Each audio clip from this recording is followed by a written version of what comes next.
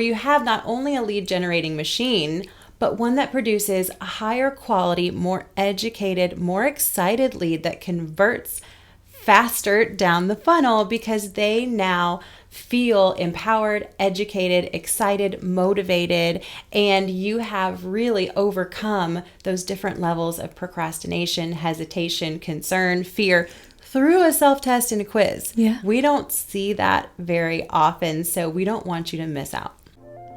Welcome to Success Confidentials.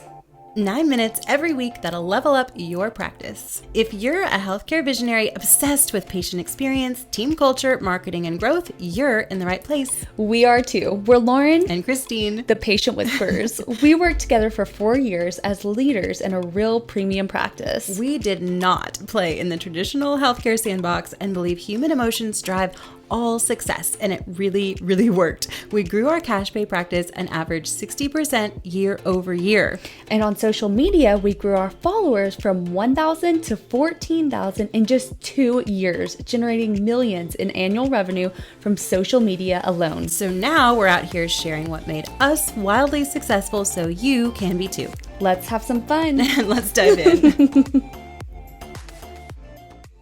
Today, we are talking about something everyone has. And no, Lauren, we're not talking about opinions. I had to.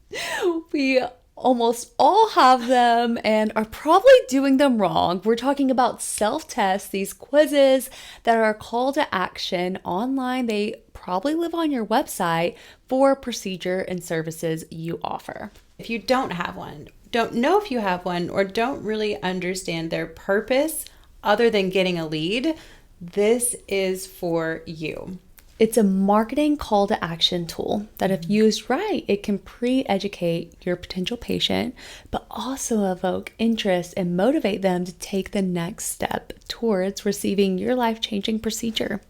So as a practice, this is a lead generation tool or a form where then you have a person's name, number, and information to follow up with them. And a little bit about them as well. If you are spending money driving traffic to your quiz or self-test, and it is what we typically see, the norm, what you're doing is you're burning money, you're burning potential leads and wasting it. You're essentially throwing your money away on typically a low quality lead and lack of conversions. That is not what we want. So we're going to go over how to fix it. To set the stage for today's conversation, we have to remember that at the end of the day, people aren't taking these self-tests to find out if the procedure or service you're offering is right for them. What they're really looking for is if they can get the relief and solution that they're looking for from your service and procedure. And on top of that,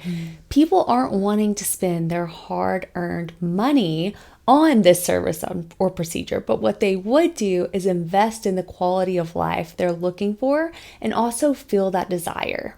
So this conversation today will help you, whether you already have a self-testing quiz, rethink it, or get one and start right, where you have not only a lead generating machine, but one that produces a higher quality, more educated, more excited lead that converts faster down the funnel because they now feel empowered, educated, excited, motivated, and you have really overcome those different levels of procrastination, hesitation, concern, fear through a self-test and a quiz. Yeah. We don't see that very often, so we don't want you to miss out. This is a conversation we've had with the majority of the practices we work with, along with landing pages these past week. But today we want to talk about, obviously, self-test and focus in on these and how we can improve them across healthcare. Yeah, I think this is a really helpful conversation because almost everyone we encounter has one, and almost everyone is doing it wrong and not really loving the results they're getting. They just don't know what else to do. We're going to set a scenario and give them real examples of what we do and do not want to see when it comes to self-test. So as always, we want to put ourselves in the shoes of the consumer. Yep. So I am a potential patient. I get an ad, and the call to action is to click to fill out a self-test. Take the quiz. Yes, you finally stopped my scroll. You have my attention. I'm interested. And I click and go into the form. Traditionally, what we see is then me as the consumer, potential patient, is led through questions that I don't really understand the relevance for. And it kind of dulls my interest and might regret pushing that button. Maybe click back to where I came from. But let's say I continue down it. Eventually I complete it. I don't really know what I'm getting out of this at the end. And I'm not as excited as I was when I decided to click the ad, because at the end of the day, no interaction is neutral. It's either negative or positive. And if a patient leaves your self-test feeling anything but positive, that is negative. It's true. And as a practice, if you get annoyed or bored and click out, that just burned a lead for us. You were someone that we invested into that point. We were successful. If you click out, you are way less likely to engage with any more of our content or move forward, because we have just succeeded in validating procrastination when the drive to delay is stronger than the drive to act. It became overwhelming or boring, so that drive to delay took over. And now it takes a lot more to feed that drive to act, because we've already kind of tainted the process. That is the tragedy of a bad self-test. It is so true. And if I can encompass this type of self-test that we're talking about right here, is it feels very self-serving for the practice.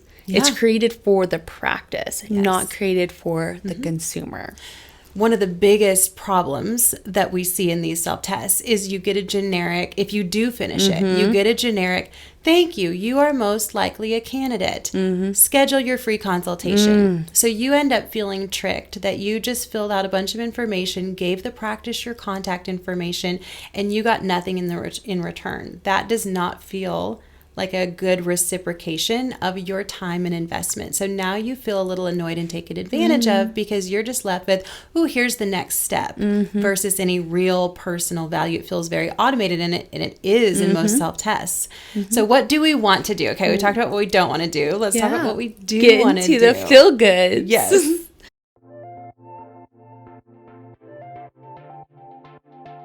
If we can help you with anything related to today's topic, use the link to schedule a free 30-minute synergy session just for new practices. For our existing practice clients, you already know where to find us.